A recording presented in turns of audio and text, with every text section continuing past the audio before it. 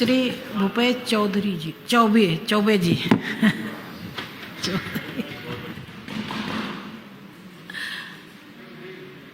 धन्यवाद अधिष्ठाता महोदय।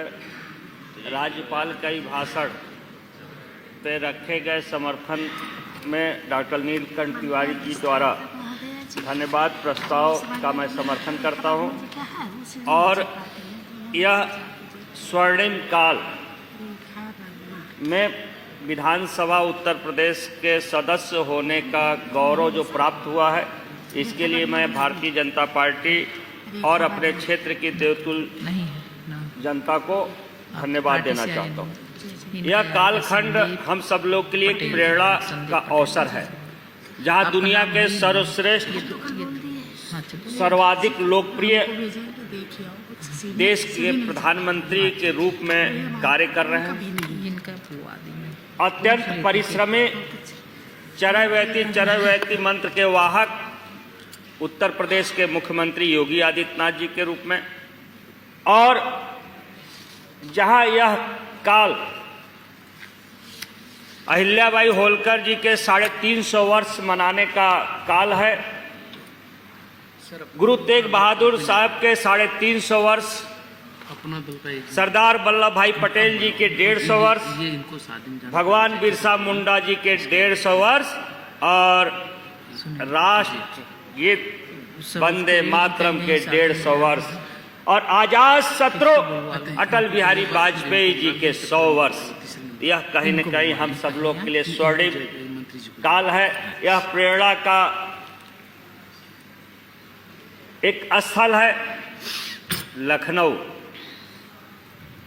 जब देश के प्रधानमंत्री नरेंद्र मोदी जी स्वच्छ भारत मिशन के अभियान को हाथ में झाड़ू लेकर निकले तो लोगों ने उपहास उड़ाया, लेकिन आज वही प्रेरणा का केंद्र बना हुआ है और विकास के मॉडल जो विकसित भारत, फिट फॉर युवा विकसित भारत का संकल्प जो देश के प्रधानमंत्री मोदी जी ने लिया है, वह आज आगे बढ़ रहा है।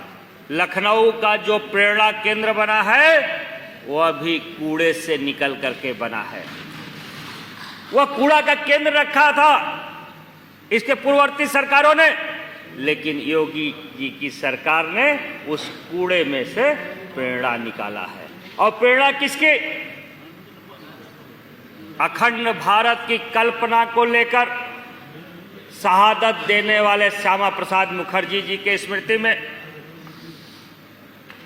भारत की अर्थव्यवस्था, आम जन की आर्थिक स्थिति मजबूत हो, उसके लिए एकात्म मानववाद के दर्शन देने वाले चरैवेति मंत्र के वाहक पंडित दीनदयाल उपाध्याय और राजनीति के आजाद शत्रु अटल बिहारी वाजपेयी जी के स्मृति में बना हुआ वो प्रेरणा केंद्र, वहां पे हम लोग बैठे हुए हैं। और जिस 18वीं विधानसभा के हम सब लोग सदस्य हैं, उस विधानसभा का भी बदला हुआ लुक, जिसका भी छोटा सा टेलीफिल्म भी हम लोग देखे हैं, ये कहीं न कहीं हम लोग को प्रेरणा दे रहा है। और 18वीं विधानसभा जो मान्यताएं हैं, जो लोकतंत्र में प्रमाणित है, प्रमाण मिला हुआ है कि 18 वर्ष के बाद विधि मतदान हम कर सकते हैं, और हम मत प्राप्त करके यहाँ सदन में आए हैं। मैंने 18 वर्ष का पूर्ण वयस्क हुआ यह विधानसभा भी हम सब लोगों को प्रेरणा दे रहा है। इसीलिए यह प्रेरणा देने वाला वर्ष, यह काल, इसलिए उत्तर प्रदेश आज विकास की ओर बढ़ रहा है, क्योंकि हम एक जनपद, एक उत्पाद, एक नदी,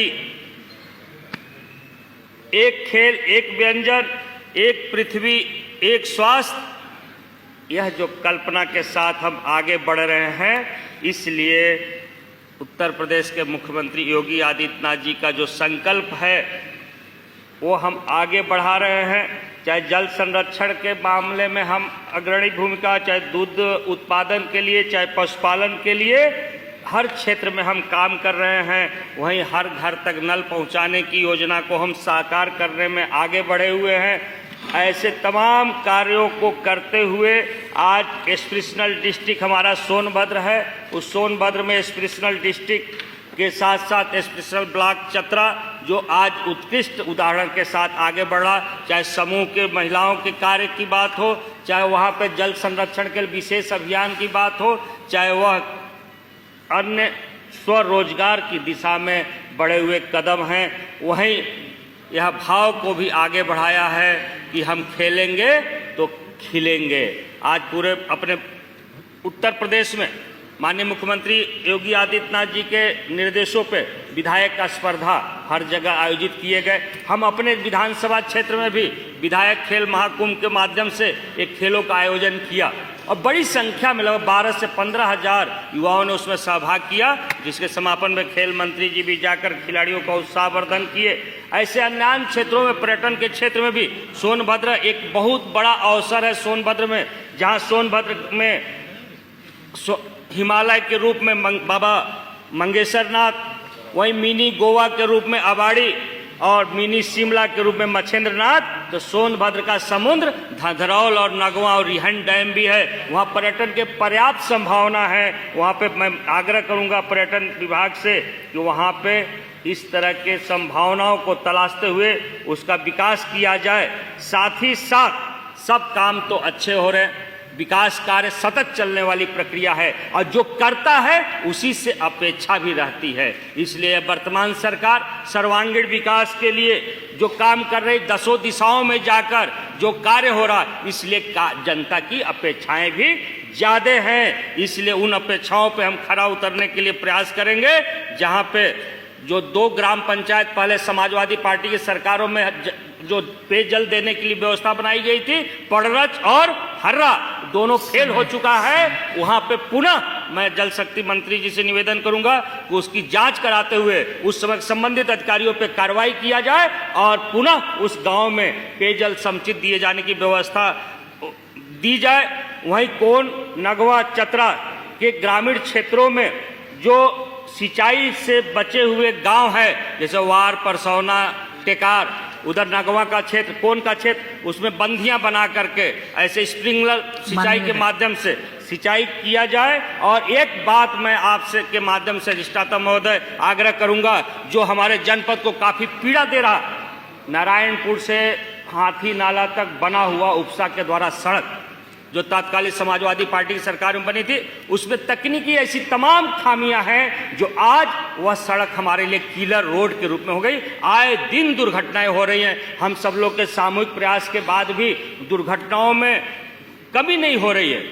मैं आपके माध्यम से आग्रह करूंगा कि उस उपसा के द्वारा बनाई हुई सड़क की जांच कराई जाए, उसके तकनीकी खामियों को ठीक किया जाए और ऐसे तमाम संकेतक लगाकर होने वाली दुर्घटनाओं में कमी लाई जाए। इसी निवेदन के साथ मैं आपके माध्यम से उत्तर प्रदेश के योगी सरकार जी को धन्यवाद देना चाहता हूं और आपके माध्यम से जो क्षेत्र में जो कुछ कार्य बचे हुए हैं उसको पूर्ण करने का आग्रह भी करना चाहता हूं। जैसे नगवा क्षेत्र में माची में मैं लिख करके आपको टेबल कर दूंगा, उसको जुड़वा दीजिएगा। और बाकी कोन क्षेत्र में एक इंटर कॉलेज और रावर्ट्सगंज जिला मुख्यालय का नाम, एक और अधिष्ठाता महोदय, रावर्ट्सगंज जिला मुख्यालय में आज भी जमींदारी प्रथा चल रही है। वो जमींदार कौन है? वह कानून व्यवस्था के लिए वो कहीं कहीं परेशानी पैदा करता है। इसलिए आपके माध्यम से मैं चाहता हूं कि रावर्ट्सगंज में जमींदारी प्रथा समाप्त किया जाए और वहाँ रावर्ट्सगंज जो टार के दौड़ के नाम से जाना जाता है, वह जिला मुख्यालय है, उसका नाम सोनभद्र रखा जाए। इसी निवेदन के साथ मैं धन्यवाद प्रस्ताव जो रखा गया डॉक्टर नीलकंठ तिवारी जी द्वारा, उसका समर्थन करता हूँ। धन्यवाद। वंदे मातरम।